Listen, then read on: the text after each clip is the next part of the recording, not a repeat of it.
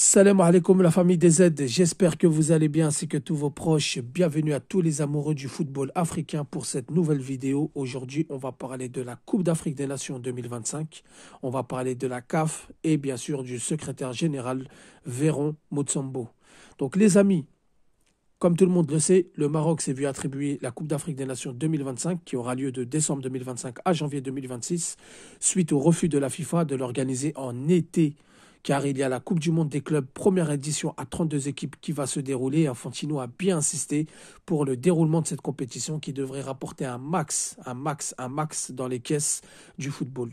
Et donc elle aura lieu aux États-Unis. Suite à ça, on a été obligé de la placer de décembre à janvier, donc décembre 2025 à janvier 2026.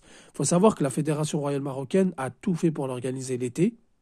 Elle s'est vue refuser, malheureusement pour elle, malheureusement pour nous aussi, puisqu'une CAN en été, c'est toujours bien, c'est toujours magnifique. Mais hélas, encore une fois, la CAF a cédé, plutôt une partie de la CAF a cédé, une autre partie ne voulait pas la donner au Maroc et voulait donner à d'autres pays comme l'Égypte, comme l'Algérie, peut-être l'Afrique du Sud.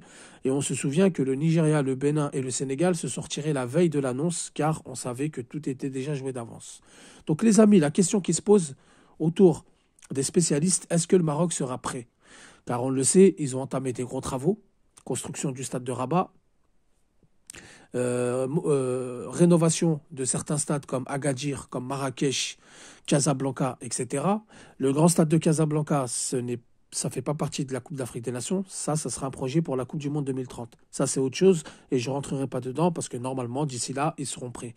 La question qui se pose, c'est est-ce que le Maroc sera prêt ou alors est-ce que le secrétaire général de la CAF ne fait pas en sorte de la retirer au Maroc. Je vous explique. Pour revenir en arrière, il y a eu des enquêtes faites sur Véron.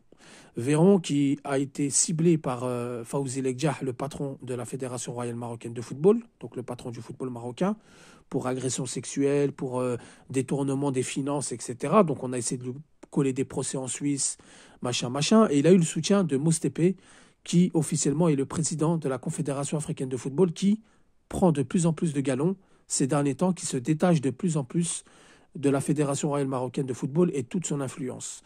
Donc on a vu que le président de la Fédération sénégalaise, le président de la Fédération tanzanienne, le président de la Fédération béninoise et beaucoup d'autres se détachent, essayent d'aller un petit peu à contre-courant de ce qui se faisait dans l'influence marocaine, bien sûr.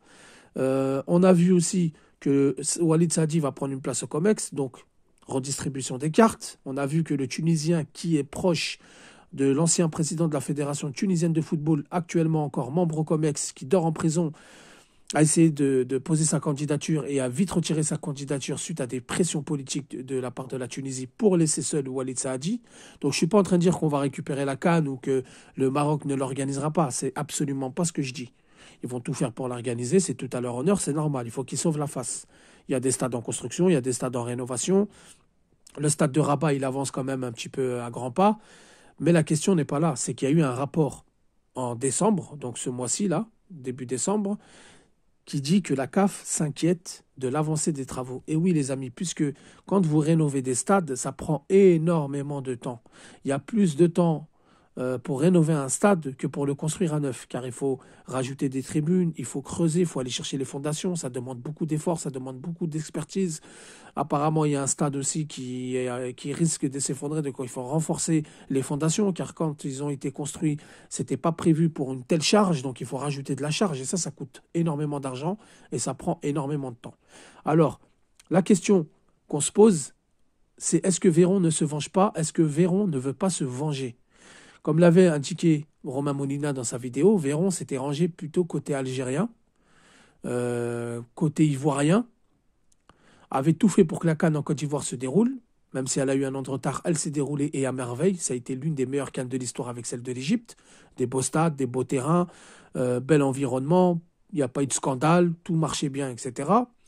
Et la fédération marocaine, qui n'avait pas accepté que Véron prenne parti de l'Algérie, surtout lors du CHAN, lorsqu'il y a eu un discours qui avait irrité un petit peu la partie marocaine, alors a essayé de se venger, a porté plainte contre lui, a essayé de lui faire des procès, mais il est toujours là et il ne sera pas jugé coupable. Donc du moins, il y a eu des audits aussi faits de l'autre côté pour les finances de la CAF, et on sait qui c'est qui tient les finances de la CAF. Il y a eu des demandes d'enquête, etc. Donc une petite guerre en interne a lieu, et la CAN 2025 pourrait bouleverser les choses. Pour rappel, la CAN ne pouvait pas se jouer cet hiver car le Maroc n'était pas prêt. C'est pour ça qu'il y a eu l'option décembre-janvier. Maintenant, il y a encore une autre option, comme on l'a expliqué à plusieurs reprises, c'est le calendrier, la surcharge du calendrier. Lorsqu'il y a eu la réunion à Bangkok de la FIFA, pas une seule fois ils ont parlé de la Coupe d'Afrique des Nations, et lorsqu'on a posé la question à Mostépé et même à Véron, le secrétaire général de la CAF, qu'est-ce qu'ils ont répondu aux journalistes? Allez demander à Infantino. Donc ça veut dire en gros, nous on s'en fout, c'est Infantino qui décide. Et c'est là le problème.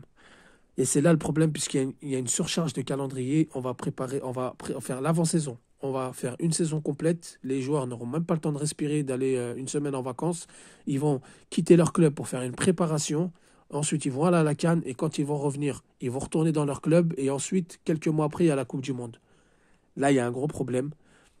Est-ce qu'il y aura une CAN avec tous les joueurs binationaux de chaque équipe? Est-ce que ça sera une CHAN, etc. En tous les cas, les amis, une guerre interne a commencé depuis très longtemps. Là, ça commence à s'agiter et la CAN 2025 pourrait bien être pris en otage. J'affirme rien. On avait annoncé déjà depuis longtemps qu'il y avait des guerres en interne et que là, ça commence à voir le jour. Il y aura un autre rapport qui va déterminer si le Maroc sera prêt ou pas pour cette CAN, car ça demande beaucoup d'efforts, ça demande le transport, les normes internationales, l'avancée des stades, etc., etc., les terrains d'entraînement, les camps de logement, etc. Donc au niveau hôtel, etc., oui, ils ont ce qu'il faut. Et il y a une organisation, il y a une logistique à avoir derrière. Donc voilà les amis, dites-moi ce que vous en pensez en commentaire. Ce n'est ni de la fitna comme vous appelez ça, ce n'est ni une attaque. Je relate des faits, je relate les informations qui traînent à gauche à droite et qui pourraient se confirmer dans les jours, dans les semaines, voire dans les mois à venir. Merci la famille, n'hésitez pas à donner vos avis. Sur ce, je vous dis salam alaikum, que la paix soit sur vous.